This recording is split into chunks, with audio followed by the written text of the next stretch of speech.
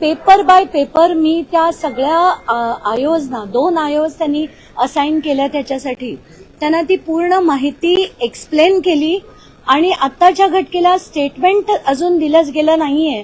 त्याच्यासाठी आता मी मंगळवारी येते असं त्यांना सांगितलंय. पण पूर्ण स्कॅम कसा झालाय, काय झालाय, कोणाला थेट फायदा झाला, टेंडरिंग प्रोसेस कसा चुकीचा होता, त्याच्यात कसे बदल घडवून आणण्यात आले होते, या सगळ्या गोष्टी मी आता मांडल्या आहेत. आणि या व्यतिरिक्त मी ऑफिस ऑफ प्रॉफिटमध्ये मग त्यांच्या व्यंकटेश्वरा इंडस्ट्रियल सर्व्हिसेस असो, टर्टल लॉजिस्टिक्स असो, त्या सगळ्या कंपन्यांची माहिती दिली. जगमित्र शुगरमध्ये पैसे कसे वळवण्यात आले व्यंकटेश्वरामधनं, या सगळ्या गोष्टींची माहिती देखील दिली. कायद्याच्या बाहेर जाऊन या गोष्टी कशा केल्या गेल्या याची देखील माहिती दिली. आत्ताच्या घटकेला त्यांच्याकडनं अतिशय सकारात्मक असा प्रतिसाद मिळाला आहे. पण नेहमीच असं होतं की आपण सगळी आपली माहिती जीव ओतून त्यांना देतो, पण जर वरनं त्यांना ऑर्डर झाल्या की किंवा या फाईल्सचे पुन्हा आपण जसं म्हणतो वापर केले जातात तसे वापर होऊ नये एवढीच माझी खरंच इच्छा आहे. कारण सिंचन घोटाळ्यात देखील मी इथे आले होते, महाराष्ट्र सदन घोटाळ्यात देखील मी इथे आले होते. ऑफिस तेव्हा डिस्प्रपोर्शनेट ऍसेट्सची जी केस होती भुजबळांची तेव्हा देखील मी इथे आले होते. पण प्रत्येक वेळेस एवढा जीव ओतून आपण 4, 4.5, 5 तास सगळी माहिती देतो, पण त्यातनं निष्पन्न जेव्हा चार्जशीट झाल्यानंतर, जेल झाल्यानंतर सुद्धा केसेस बंद केल्या जातात, खूप त्रास होतो. आता तरी तसं होऊ नये अशी अपेक्षा आहे. धनंजय मुंडेंनी ज्या ज्या चुकीच्या गोष्टी केल्यात त्याची शिक्षा त्यांना झालीच पाहिजे आणि त्यासाठी माझे होतील तेवढे जीवतोड प्रयत्न मी करणार आहे. पुढे आता परमेश्वराच्या हातात आहे आणि मुख्यमंत्र्यांच्या हातात आहे, बघू. नाही आता कसं झालं, मला तेव्हा जेव्हा ते परवा पत्र मिळालं आणि वाचून मला खरंच धक्का बसला की मी 2 महिन्यापूर्वी त्यांना जी माहिती पाठवली त्याच्यावर मला जर बोलवण्यात आलं आणि 2 दिवसात हजर व्हा नाही तर तुमचा अर्ज निकाली काढण्यात येईल, तर पहिला गेल्या प्रश्न मी हाच विचारला की असं पत्र तुम्ही का पाठवलं. त्यांचं असं म्हणणं होतं आमचा स्टँडर्ड फॉर्मॅट आहे आणि त्याच्यात चुकून हे मिस्टेक झाली असं आम्हाला म्हणायचं नव्हतं, तर आम्ही तुमची माफी मागतो.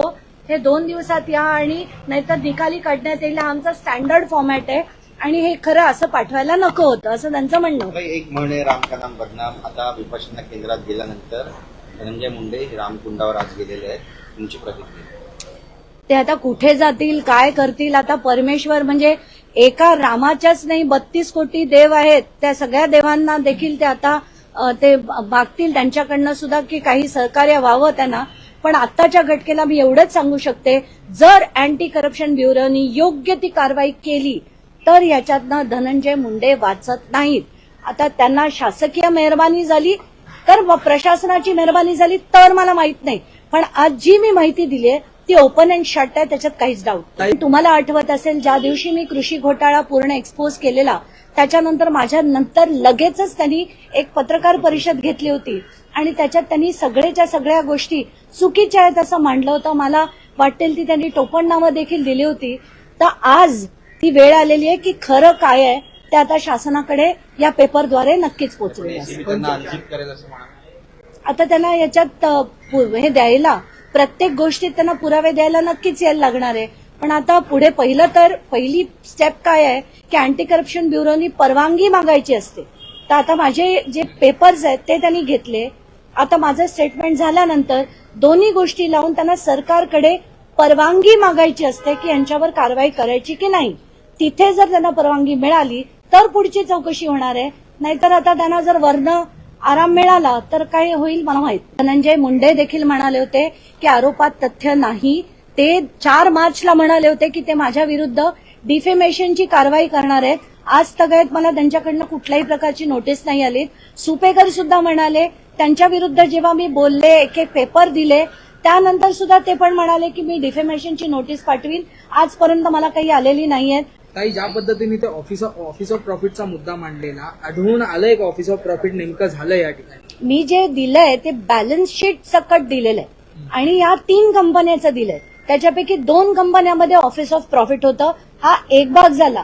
पण कृषी घोटाळा मंत्री असताना इतका मोठा जो केला, ज्याच्यात पहिल्या टप्प्यात 341 कोटीपैकी 161 कोटी 162 कोटी खाल्ले गेलेत आणि त्याचा ऑनलाईन किमतीप्रमाणे मी जर काढलंय तर त्याचं जर 4 बॉटल मी घेतल्या आणि मला 92 रुपयाला पडल्या आणि जर सरकारने 19,68,000 जर 220 रुपयांनी घेतल्यात तर हा स्कॅम नाही, त्याला दुसरं काय म्हणायचं.